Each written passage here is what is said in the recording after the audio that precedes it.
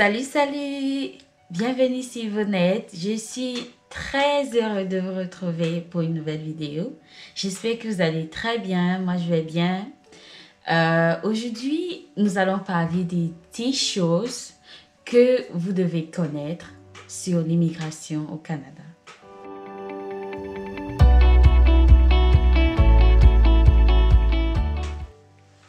La première chose que vous devez connaître si vous vous intéressez à l'immigration au Canada, c'est que ce n'est pas une loterie. C'est vrai, le Canada est un pays d'Amérique, mais la loterie américaine, telle que nous la connaissons, s'intéresse juste aux États-Unis d'Amérique et non l'Amérique tout entière. Donc non, l'immigration canadienne n'est pas une loterie et à ma connaissance, il n'y a pas de loterie canadienne et il n'y en a jamais eu.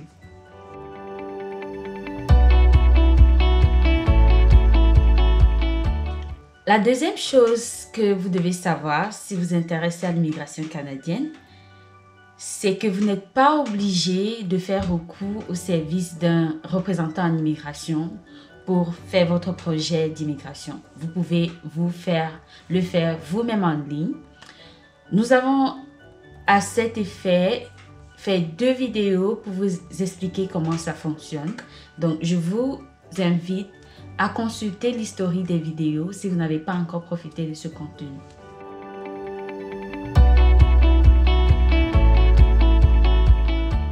La troisième chose que vous devez savoir, c'est que le Québec est certes une province du Canada, mais elle a ses propres règles en matière d'immigration.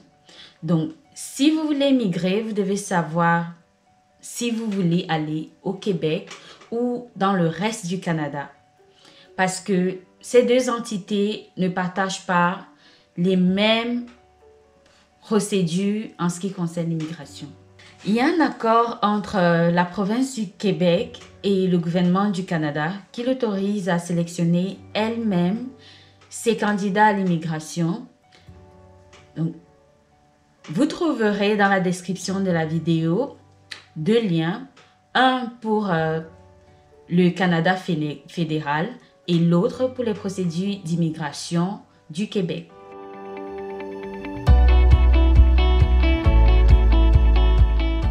Au 4e point, je dirais que l'immigration canadienne est sélective, donc n'est pas accessible à tout le monde. Nous l'avons dit plus tôt, l'immigration canadienne n'est pas une loterie.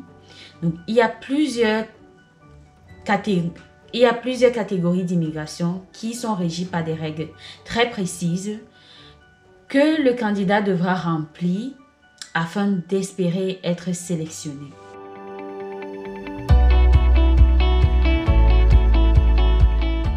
En 5e point, je dirais que l'immigration, c'est un projet et non un civisme. Donc, pour moi, je m'adresse beaucoup plus à ces personnes-là qui ont un proche ou des amis de la famille qui a immigré et qui éprouvent le besoin d'immigrer aussi, juste pour cette raison-là.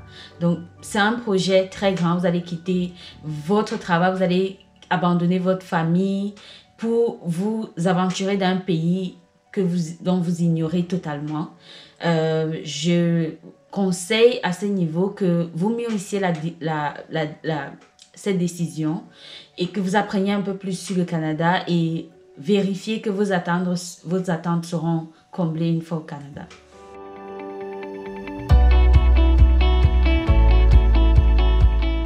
En 6e point, je dirais, plus vous en savez sur le Canada, mieux ça vaut.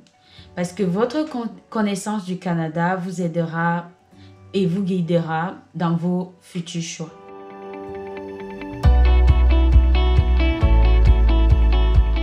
La 7e chose que vous devez savoir, c'est qu'il est important de choisir la vie dans laquelle vous voulez migrer en fonction de votre profil et en fonction de vos attentes. Donc, pour ceux qui sont bilingue par exemple, moi je vous conseillerais d'immigrer dans une zone anglophone, ce qui vous permettra de valoriser votre français et ça vous ouvrira plus d'opportunités. Pour ceux qui font des métiers par exemple comme l'agriculture, ce sera mieux pour eux de ne pas choisir les métropoles, donc de choisir des zones un peu plus reculées, car là-bas, ils auront plus d'opportunités liées à leur domaine.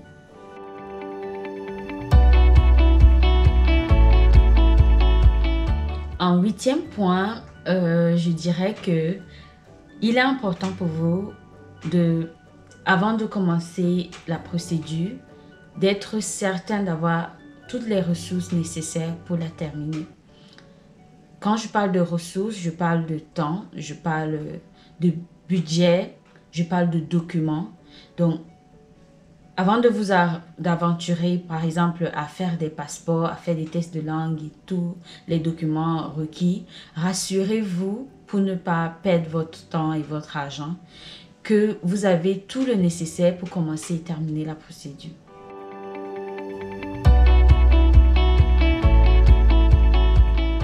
En 9e point, je recommanderais d'être déterminé dans votre projet d'immigration parce que la plupart des gens commencent un projet d'immigration qui ne termine jamais.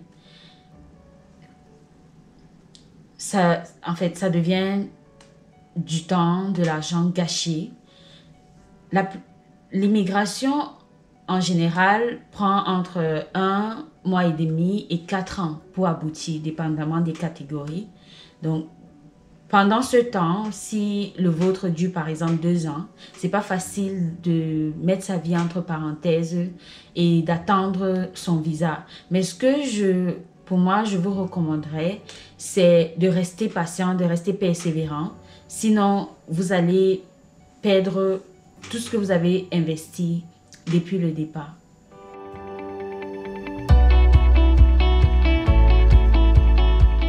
En 10e point et dernier point, je vais juste rappeler une fois de plus ce que c'est l'immigration canadienne. Donc, c'est une politique mise en place par le gouvernement du Canada pour combler le déficit de sa population de plus en plus vieillissante et assurer son économie. Donc, chaque année, le Canada reçoit des milliers d'immigrants qui profitent de cette opportunité-là. Donc, à chacun, donc tous ceux qui aspirent à immigrer au Canada, de prendre connaissance de tout ce système, de tout ce mécanisme mis en place par le gouvernement du Canada et à tirer son épingle du jeu. C'est maintenant la fin de cette vidéo. Merci infiniment de m'avoir suivi. J'espère que vous a plu. Maintenant, j'ai partagé avec vous les 10 choses que, d'après moi, vous deviez savoir si vous entamez une procédure d'immigration. Si vous avez des observations, n'hésitez pas à les mettre en commentaire. N'oubliez surtout pas d'aimer la vidéo, de la partager et d'activer la cloche de notification pour plus de vidéos. D'ici à là, portez-vous bien. À bientôt.